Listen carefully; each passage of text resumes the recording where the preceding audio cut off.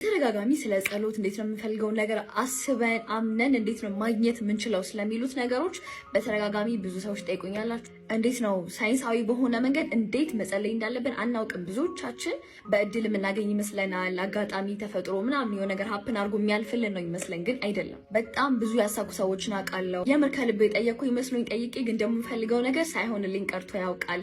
እና ደግሞ የሆነ ነገሮችን ፈልጌ ከልቤ የሄድኩበት መንገድ የጠየቅኩበት መንገድ እና ያሳካሁበት መንገድ ትክክለኛ መንገድ የትኛው ነው፣ በየትኛው መንገድ ቢሆን ነው ማይሆነው የሚሉትን ነገሮች ሎጂካሊ ከእውቀት በላይ ኖሬበት የሰራልኝ ነገር ነው አማካፍላችሁ። ሰው ምን ይለኛል ከሚለው ነገር ወጥታችሁ ራሳችሁን ሆናችሁ መሄድ ላቃታችሁ ሰዎች፣ ገንዘብ ኖሯችሁ ምን ልስራ ምን ያዋጠኛል ብላችሁ አሁን ላይ ምን መስራት እንዳለባችሁ የምትፈልጉትን ነገር ራሱ በግልጽ ምንም ለማታውቁ ሰዎች፣ ራሳችሁ ራሱ የምትፈልጉትን ነገር ግባችሁን እንደምታሳኩት እምነት ለጎደላችሁ፣ ሲጀመር ሁላችንም እምነት የጎደለንን ግን ደግሞ እኔ ትንሿን ነገር እንኳን አድርጌ ያሳካቸው ብዙ ነገሮች ስላሉ እና ደግሞ በጣም ብዙ ነገሮችን ቼክ አድርጌ ራሴ ላይም ስለሰራው ያሳኩ ሰዎችንም ስላየሁኝ እናንተ ምናልባት እነዚህ ነገሮችን ስለማታውቁ ይሆናል ያላሳካችሁት ብዬ ስለማስብ፣ ስለዚህ እንዴት እምነታችሁን መገንባት እንዳለባችሁ የምሬኝ ነው የወረደ ስራ እንድትሰሩ አግዛችኋለሁ። እንዴት ነው ሲጀመር በራሴና በፈጣሪ ማመኔን ማቀው የሚለውን ነገር ማወቅ ለምትፈልጉ ትልቁ መሰረቱ ያለው ከፈጣሪ ጋር ኮኔክትድ መሆን ነው አይደለ እንዴ? ስራችሁ ላይ ሊሆን ይችላል፣ ትዳር ላይ ልትሆኑ ትችላላችሁ። ኤቭሪቲንግ ላይ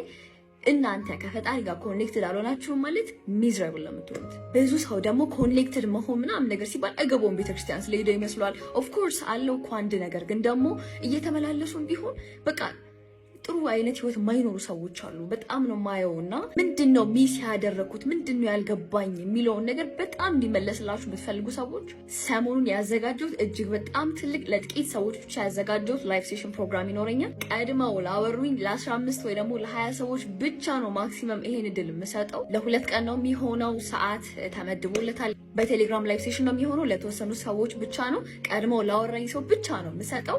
እድሉን ተጠቀሙበት። መልካም ጊዜ ይሆንላችሁ። እወዳችኋለሁ።